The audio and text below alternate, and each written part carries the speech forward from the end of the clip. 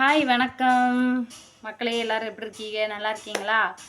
இந்த வீடியோவில் நம்ம என்ன பார்க்க போகிறோம்னு பார்த்தீங்கன்னா, என்ன பற்றின Q&A, அதாவது கொஸ்டின் அண்ட் ஆன்சர். யூடியூப்பில் என்னை பற்றி நீங்கள் கேட்ட கொஸ்டின் அண்ட் ஆன்சரை பற்றி இன்றைக்கி நம்ம பார்க்க போகிறோம். பார்க்குறதுக்கு முன்னாடி நம்ம சேனலுக்கு புதுசாக வந்திருக்கவங்க சப்ஸ்கிரைப் பண்ணலைன்னா சப்ஸ்கிரைப் பண்ணிக்கோங்க. லைக் பண்ணாதவங்க லைக் பண்ணிவிட்டு வீடியோ பாருங்கள். வாங்க வீடியோக்குள்ளே போகலாம். என்ன பற்றின Q&A, கொஸ்டின் அண்ட் ஆன்சர் நிறைய வாட்டிக்கு பதில் சொல்லிட்டேன். இருந்தாலும் நிறைய பேர் தொடர்ந்து கேட்டுக்கிட்டே இருக்கிறீங்கள, அதனால் நான் மறுபடியும் இந்த Q&A அப்படின்ட்டு உங்களுக்காக போடுறேன். நான் பிறந்த ஊர் எது அப்படின்னு கேட்குறாங்க. நான் பிறந்த ஊர் தூத்துக்குடி மாவட்டம் புதூர். இப்போ கல்யாணம் முடிஞ்சு நான் இருக்கிறது கும்பகோணம். நிறைய பேர் கேட்குற கேள்வி, நீங்கள் இப்போ எந்த ஊரில் இருக்கீங்க?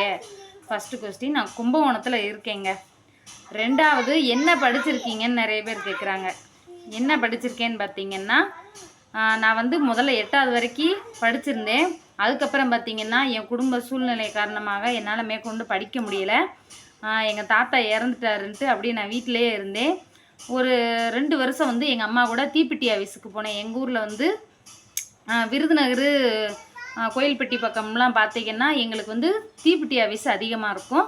நாங்கள் தீப்பெட்டி ஆஃபீஸுக்கு வேலைக்கு போயிட்டோம். இன்னொன்று மில்லு வேலை இருக்கும். இது 2 வேலை தான் அங்கே உள்ளவங்களுக்கு. இது 2த்துக்கும் இல்லாதவங்க காட்டு வேலைக்கு விவசாயத்துக்கு போவாங்க. இதெல்லாம் தான் எங்களுக்கு அங்கே உள்ள தொழில்.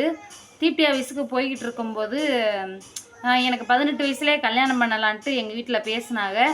அப்படி பொண்ணுக்கு விசாரிக்கும் போது, அண்ணன் தம்பி இருக்கா, மாப்பிள்ளை இருக்கு, அண்ணன் தம்பிலாம் இருக்கா பொண்ணுக்குன்னு கேட்கும்போது இல்லைன்னு சொல்லிட்டாங்க.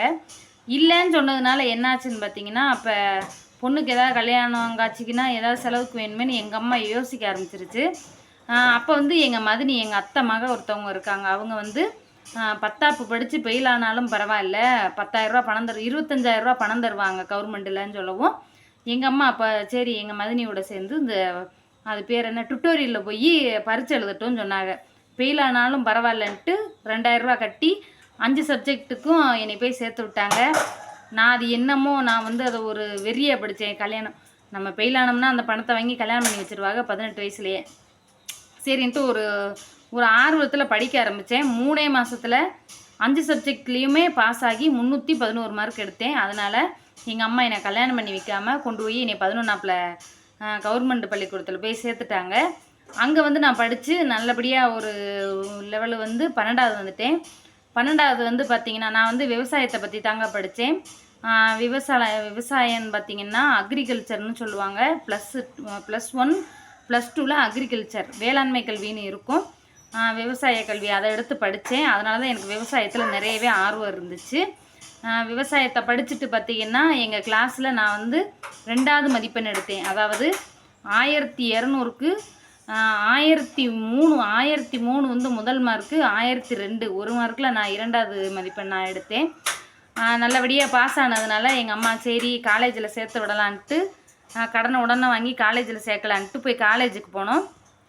அந்த 12வது வகுப்பு முடித்த லீவில் எனக்கு போலீஸ் தாங்க என்னோடய எய்மு. போலீஸ் ரொம்பவே பிடிக்கும். போலீஸ் எக்ஸாம் எழுதினேன். என்னால் அதை இப்போ எக்ஸாமில் பாஸ் பண்ண முடிஞ்சிச்சே தவிர சில மனிதர்களை என்னால் பாஸ் பண்ண முடியலை. என்னன்னு கேட்குறீங்களா? ஆமாங்க, கவர்மெண்ட் வச்ச பரீட்சையில் நான் பாஸ் ஆகிட்டேன். மனிதர்கள் நமக்கு ஒரு பணப்பரீட்சை வைப்பாங்கள்ல, அந்த பரீட்சையில் என்னால் பாஸ் ஆக முடியலை. அதனால நான் தோல்வியில் வெளியில் வந்தேன். பணம் இருக்கிறவங்க பாஸ் ஆகி போவாங்க. பணம் இல்லாததுனால நான் அந்த பரீட்சையில் ஃபெயில் ஆகி வெளியில் வந்தேன். அதாவது எக்ஸாமில் பாஸ் ஆகிட்டேன். எழுத்து தேர்வில் இந்த வளர்த்தி பார்ப்பாங்கல்ல, இந்த வளர்த்தியில் நான் என்ன பண்ணுறது, வளர்த்தி அவ்வளோதான். என்னை விட குட்டையாக இருக்கிறவங்கலாம் ஒரே மாதிரி குரூப்பாக ஒரு டிஷர்ட் போட்டிருந்தாங்க. அது இன்ன வரைக்கும் அது ஏன்னு எனக்கு புரியலைங்க. குரூப்பாக ஒரு ட்ரெஸ்ஸு போட்டு வந்தாங்க. அவங்க எல்லாம் அப்படியே செலக்ட் ஆகி உள்ளே போனாங்க. அது என்ன காரணம்னு எனக்கு இன்ன வரைக்கும் கண்டுபிடிக்க முடியல. அவங்க அடையாளப்படுத்தப்பட்டாங்களா இல்லை ஏதாவது. இது எப்போ நடந்த பரீட்சைன்னு பார்த்திங்கன்னா 2013 நடந்த பரீட்சை. அப்போ பார்த்துக்கோங்க எப்படின்ட்டு. அதனால் ஒரு வெக்ஸ் ஆகி எங்கள் அம்மா என்ன செஞ்சிச்சு, என்னை கொண்டு போய் மெட்ராஸில் எங்கள் அக்கா வீட்டில் விட்டு அங்கேருந்து வேலைக்கு போகிற மாதிரி மெட்ராஸ் போய் கால் சென்டரில் வேலை பார்த்தேன். இந்த பேங்குக்கெலாம் லோன் வேணுமான்னு கேட்பாங்கள்ல, அந்த மாதிரி வேலை. அப்படி ஒரு லோன் காலில் வந்தவர் தான் பூர்விகா மொபைல்ஸோட ஒரு அதிகாரி. அந்த சாருக்கு லோன் வேணுமான்னு கேட்கும்போது இல்லைம்மா அப்படின்னாங்க. நாங்கள் அவங்க லோன் வேணும்னு சொன்னால் அவங்க டீட்டெயில்ஸ் கேட்போம். அப்படி சொல்லும்போது அந்த சார் வேணால் எங்களை வந்து நீங்கள் பூர்விகாவில் இன்டர்வியூ அட்டன் பண்ணுங்கம்மா, பாஸ் ஆனால் நீங்கள் உங்கள் ஊருக்கே வேலைக்கு போகலான்னாங்க. அவர் மோட்டிவேஷனில் பூர்விகாவுக்கு போனோம். போய் அந்த இன்டர்வியூ அட்டன் பண்ணேன். எனக்கு வேலை கிடச்சிச்சு. எங்கள் சொந்த ஊரில் அருப்புக்கோட்டையிலே மாதம் 10,000 12,000 சம்பளம் வாங்கி நல்லா வேலை பார்த்துக்கிட்டு இருந்தேன். 1 வருஷம் வேலை பார்த்தேன், 1.5 வருஷம் இருக்கும் வேலை பார்த்தேன். எங்கள் வீட்டுக்கார் பொண்ணு பார்க்க வந்தார். நல்லபடியாக கல்யாணம் முடிஞ்சு இங்கே வந்துட்டேன். இப்போது கல்யாணம் முடிஞ்சதுக்கப்புறம் யூடியூப் ஆசை எப்படி வந்துச்சு அப்படின்ட்டு சொல்லணும்ல. இப்போ யூடியூப்புக்குள்ளே வந்துட்டோம். இப்போ இதில் உள்ள Q&A யூடியூப்பில் இன்னும் என்னெல்லாம் கொஸ்டின் கேட்குறீங்க. ஒருத்தவங்க ரீமேக்ஸ் எப்படி பண்ணணும்னு கேட்குறாங்க. இது வந்து ஒரு சாதாரண ஒரு ஷார்ட்ஸ் இப்படி ஓடுதுன்னா கீழே ரீமிக்ஸ்ன்னு இருக்கும். அதை தொட்டிங்கன்னா யூஸ் திஸ் சவுண்ட் அப்படின்னு இருக்கும். அதை தொட்டால் நம்ம வந்து நம்ம ஃப்ரண்ட் கேமரா பேக் கேமரா வச்சு எதோ ஷூட் பண்ணணுமோ ஷூட் பண்ணி நம்ம வீடியோ போட்டுக்கலாங்க. இதுதான் வந்து ரீமிக்ஸ் பண்ணுறது. சரிங்களா? இந்த மாதிரி நிறைய கொஸ்டின்ஸ் கேட்டுகிட்டே இருந்தீங்க.